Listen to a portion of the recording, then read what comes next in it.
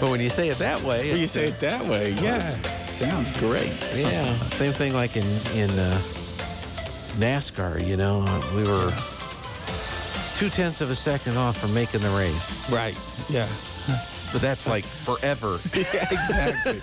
You weren't going to make the race with that kind of speed. Now, Jeffrey had found some New Mexico state record stuff. Here it is, New Mexico softball team records and individual records. So the number one career strikeout leader in New Mexico is Missy Martinez from Cibola, who pitched from 06 to 09 and has 1,211 strikeouts. Right. So did Riley have the 4A record? It's not really broken out by classification on the state site, but Riley does have some state records, or she's at least in the top list. Like in game strikeouts per game, she had 16 strikeouts in one game. Wow. And that has her 6th on that list. And then as far as ERA, season ERA, Riley currently holds the record .15. Wow. In her 2021 season. And then she also holds the 4th place best ever ERA, .61 for 2019. And we looked it up during the break. She's at .65 this year. Wow. Yeah. And that was before last night's game because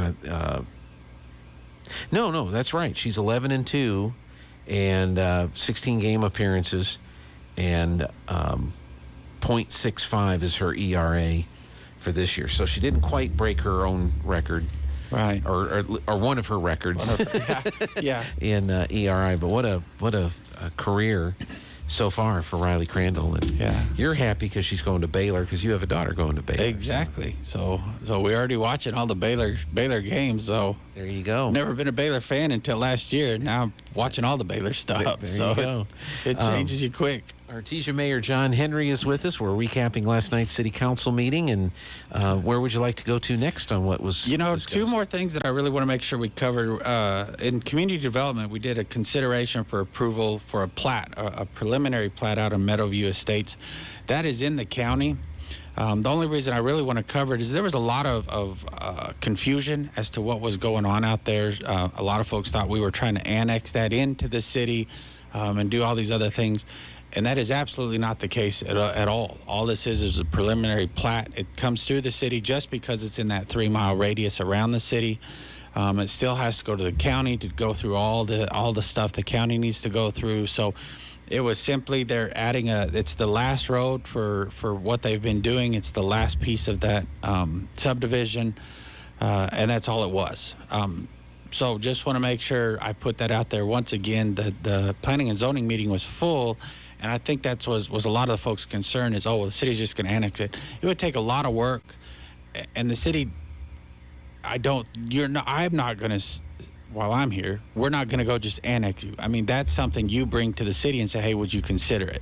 So there's a big difference there as to that. So I want folks to understand, especially if they're still out there and still hearing that rumor, that is not what's going on. It's just it's in finishing the of a extraterritorial zone. Yeah. So the city does have to be aware of it and pass off on it. We've got to be aware of it, sign off on it, and then send it to the county. The county will do their preliminary, and then everything, and it can go from there. But where is this proposed subdivision? It's right at that tumbleweed area. Mm-hmm. So it's finishing off that subdivision right there. It's their last road.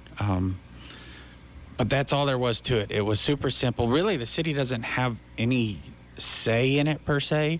It's just a signing off to say, yes, we're aware of it. We see what's going on. Okay, so not much south of town. South of town, yeah. On the west. Yeah, toward the west side of it. It's 13th Street, west of 3004 South 13th Street. So okay. So that's where it's going. They've got a lot of things they've still got to figure out on that street and everything else before they present it. And but that's all there was to it. I want to reiterate that to the folks out there. We are not annexing that in.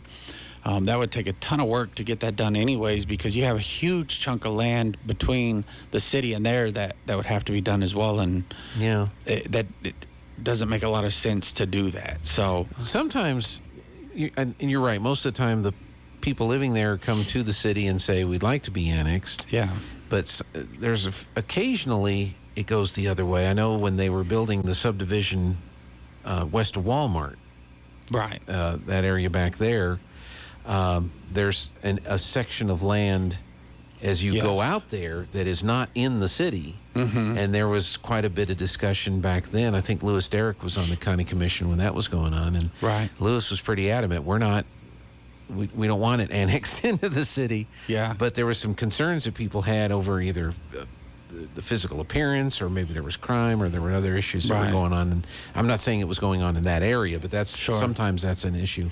Like, does Morningside, does that ever come up in discussions? Should that be annexed? Should that not be annexed? Or what should be done, if anything, with that part of town too? Well, and that's the thing is if you look at our town, I think a state statute says you're not supposed to have an island. And an island means, take the area you're talking about. The city's all around it, and then you've got the county sitting right in the middle, which is by state statutes I don't think really supposed to be happening. So at some point we're gonna have to figure out how do we address all that stuff to make sure we're following state statute, make sure we're following. Now that area out there, I know we've run water and sewer out there and a lot of things, and I think the county's done a lot of that to help them hook up to the city. And but that's way down the road. Mm-hmm. So please don't stress out if you live out there. But the point is most of the time that these happen, folks are coming to us and saying, hey, we want to annex this in, and this is, and that's how that works. Right. So we're not just going to arbitrarily just in a couple days say, oh, well, we want this, and just annex it. I mean, there's a lot more to it. Yeah. There'll be a lot more notification, and we would work hard on making sure people understood the process before it even started. So, Right. But this is not this project. but this is not happening, and that's what I want to put out there again. That is not what we're trying to get accomplished. It's just a simple plat that they're trying to finish their subdivision. So, Okay. And hopefully they'll get that done, because we always need houses. So hopefully they'll get that done quick. The other thing that I thought was pretty interesting, and mainly because it was from Cimarron City Council had passed a resolution, and they've sent it out asking all of us to pass it. It's a U.S. Energy Independent Resolution, and so we read through it, and I really liked it. We did some word changes on it because I didn't want to call out individual countries or anything like that, but I did think it was important that Artesia does sign on with a resolution with this, because obviously we are oil and gas country. In the resolution, we put that the Permian Basin's 250 miles wide and 300 miles long. It's one of the cleanest producing oil basins in the world. And we should be producing oil and sending it to these foreign countries that need oil, instead of letting some of these other foreign countries whom don't care about the environment. I mean, I think we can all acknowledge we want to take care of the environment. Everybody does. And I think our oil producers do the best job in the world at making sure they're environmentally friendly and environmentally safe. We know it's easier to drill here. It's safer. It's cleaner to drill here. We should be producing our oil, because no matter what federally we think we can do, or what we think we can do as a state, the world will continue to use oil. And so why wouldn't we want to be the ones producing it, knowing we're safe and clean, and not allowing like I said, some of these countries, they just don't care, and we know it. So we did look at that resolution, and we did pass that resolution to join with Cimarron in saying, hey, we really think we should be energy independent. We should quit relying on foreign oil. We got our own oil right here. Let's quit encouraging those others to produce more, because we need it. Let's produce our own. So who is this then going to go to? Is this going to the governor? Is this going to the president? To both, Okay. to everybody. So it does cover, in here it covers both the state as well as the federal level, saying, hey, we really would like y'all to take a look. Now, do these things do a ton? In my experience, most likely not, but I do think it's important that the fact that Cimarron started it, which is kind of cool, that now you're seeing some other places in the state of New Mexico understand the importance of oil and gas, and it's not coming first from this county and these cities. So that's nice to see. And you know, when I was up at some training we did a couple weeks ago with a bunch of new mayors, I mean, you had mayors coming from the north talking to me about oil and gas and how important it was. And so hopefully they're starting to understand why it's important, not just because your car needs to run, but that's what's funding your schools, that's what's funding your government. You know, without it, all of a sudden we're all in a lot of trouble. When we're doing budgets, there's going to be a lot less money across the state of New Mexico, not just here. So no, it's nice to see some of them sign on. We wanted to make sure we're in support of that. Obviously we are in support of that, because that's what makes up Artesia. That's one of the big parts. I mean, you got farming, you got dairy, and you've got oil and gas, and oil and gas is a major part of it. So and Cimarron, where is Cimarron? Is that up around I think I always get Cimarron confused, but isn't it up like going towards Las Vegas? Is that Cimarron? Yeah, I wanted to say up around Eagle Nest and stuff, but that doesn't sound right. Cimarron, and Jeffrey probably knows. Cimarron, New Mexico. No, I'm getting a gun shop. They probably have one.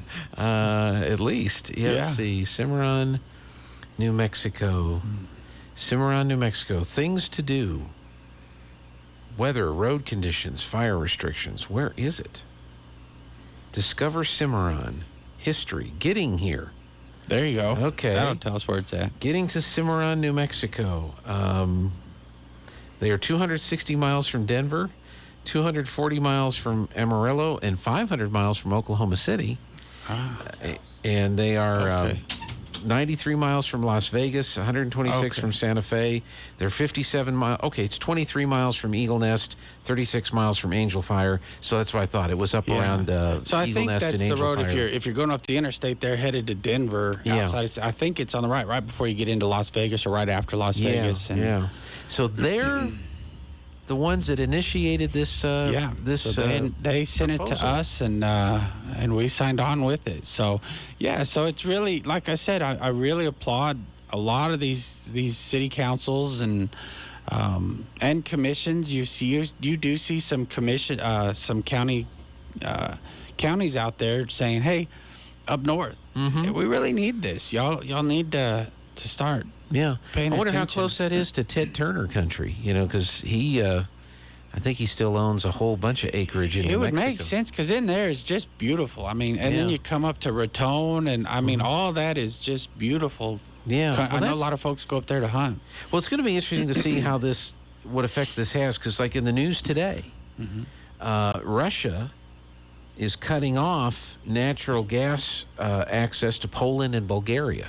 Right. Because they're not all in with Russia on their war in Ukraine. Yeah. And so you wonder how much, if we had the right leadership in the country, how much we've been over there to Europe, jumping up and down and saying, we got your energy here, and you know, don't worry about Russia, we got your energy here. And I know we had a president that used to do that, but I don't know what we have now. Right. I don't know that those conversations are taking place. And that's what's sad, is you see these things happening, and we know Russia's, the bulk of their money comes from that. That's where they get their money. It's not vodka. Vodka is probably a lot, but it's not, doesn't make up for their oil and gas production. So why wouldn't we do that? Why wouldn't we take that chip off the table for some of these bad players or in the world? Hey, go ahead, cut them off. We got your back. We got you, and we should be, because it's cleaner. We do a better job. We know we do. I mean, America is the most innovative country in the world. Let us be, and let us do. Hey, you could kill two birds with one stone. You could go out to Washington, D.C. when our governor gets married, and the vice president presides over the ceremony. Right. And so you could hand the resolution to both of them. I could. At the same time. It'd be one trip. You wouldn't have to do multiple trips or anything. And well, I looked for the invitation, but I'm assuming it got lost. Because I just thought for sure I was on the list, but I wasn't. And so no, I don't think I get to go. So super sad, you know, but that's okay. I'll stay here. That would have been an efficient use of time. Yeah, we can try. Just as soon as they say I do, and then there's the Yeah. mayor of Artesia. Hey, I got these for you. Yeah. Along with a copy of the Arrowhead study. Exactly. Yeah, here's the Arrowhead study. Just in case you hadn't seen it, here you go. That's why leave us alone. We're doing good down here. And Ms. Vice President, you need to study the significance of the passage of time here. Yeah. Anyway, that's being a little too critical. All right, we have about a minute left. Was there anything else that you wanted to share with us today? No, just there's lots going on out there. I know Byron had said we're doing some pothole repair on 20th and Grand. We're in that area. They're working hard on this new part of the industrial park. They're trying to get that going. Just lots of activity happening in the city. It's really good to see. And hopefully folks keep bringing good ideas. I mean, this fun run will be great. Those are the kind of things we have to go. If you look around at cities around us, there's something going on constantly. So we'd like to be able to play in that same ball games as they do. So Lots of bringing things to folks do. here, bringing revenue here, helping our local restaurants and stores have new customers, not just the ones they have, which the ones they have are great, but let's bring in some new customers as well. And maybe some of these other cities will have to start leaking into us. That'd be great. So We're okay with that. we're okay with that. All right. So Mayor John Henry, thank you so much. thank you, sir. I appreciate it. We'll see